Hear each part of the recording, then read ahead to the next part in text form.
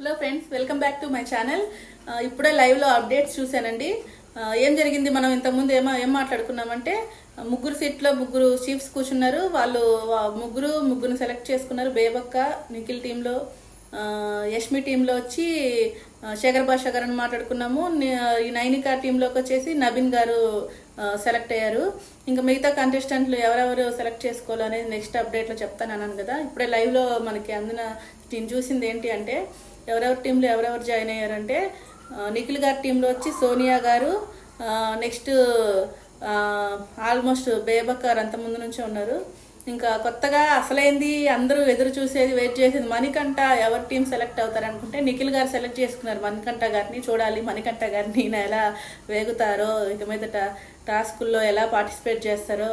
ఇది చాలా ఆశ్చర్యం, ఎందుకంటే one of the contestant, strong contestant Nikhil గారు. అందుకనే చాలా ఆశ్చర్యంగా ఉంది. నెక్స్ట్ యష్మి గారి టీంలో వీళ్ళు ఇంకో నిఖిల్ గారి టీంలో నలుగురే, గుర్తుపెట్టుకోండి నెక్స్ట్ ఏం జరగబోతుందో. యష్మి గారి టీంలో వచ్చేసి మన పృథ్వీ గారు జాయిన్ అయ్యారు, అభయ్ నవీన్ గారు జాయిన్ అయ్యారు, ప్రేరణ గారు జాయిన్ అయ్యారు. అంతకుముందు శేఖర్ భాష యాస్టీజ్ అలాగే ఉన్నారు. మొత్తం వీళ్ళందరూ 5 మెంబర్స్. నిఖిల్ గారి టీంలో 4 మెంబర్స్. యష్మి గారి టీంలో మిగిలింది నైనికా గారు గ్రూపు.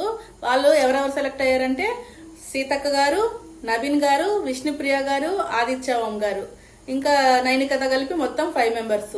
వీళ్ళు 5 మెంబర్స్, ఇంకా యష్మి గారు 5 మెంబర్స్, ఇంకా నిఖిల్ గారు ఓన్లీ 4 మెంబర్సే ఉన్నారు. మరి వీళ్ళందరూ సమానంగా ఉండాలి కదా కంటెస్టెంట్లు.